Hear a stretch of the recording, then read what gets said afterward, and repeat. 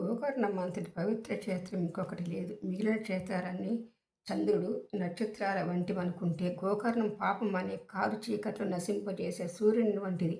ఆ క్షేత్ర దర్శనము స్మరణ వలన కూడా సర్వ పాపాలు నశిస్తాయి. అక్కడ ఇంద్రాది దేవతలందరూ తపస్సు చేసి శివానుగ్రహం వలన తమ అభీష్టాలు పొందుతారు.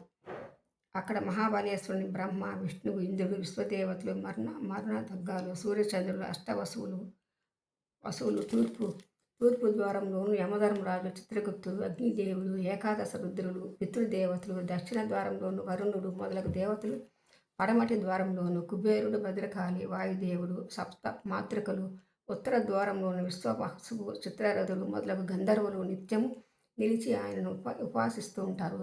కశ్యపుడు, అత్రి, వశిష్ఠుడు, కన్నుడు మొదలైన మునీశ్వరులు, కృతాయుగంలో విశ్వామిత్రుడు, జాబాలి, భరద్వాజు మొదలగు మహర్షులు, సనకాసనందనాది బ్రహ్మ, మానవపుత్రులు, నారదాది దేవర్షులు, సిద్ధులు, సౌద్యులు, మునీశ్వరులు, యతులు నిత్యము గోకర్ణేశ్వరుని ఉపాసిస్తున్నారు.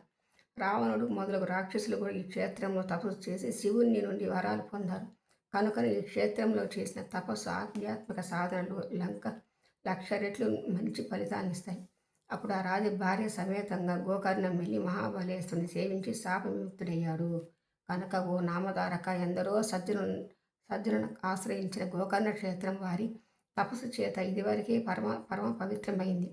అందుకే గణపతి అక్కడ శివుని లింగాన్ని స్థాపించడం కూడా జరిగింది. అందుకే సాధు జీవనుడైన శ్రీ పాదస్వామి కూడా ఆ క్షేత్రాన్ని దర్శించి అక్కడ 3 సంవత్సరాల నుండి ఆ క్షేత్ర మహత్యాన్ని పునరుద్ధరించారు.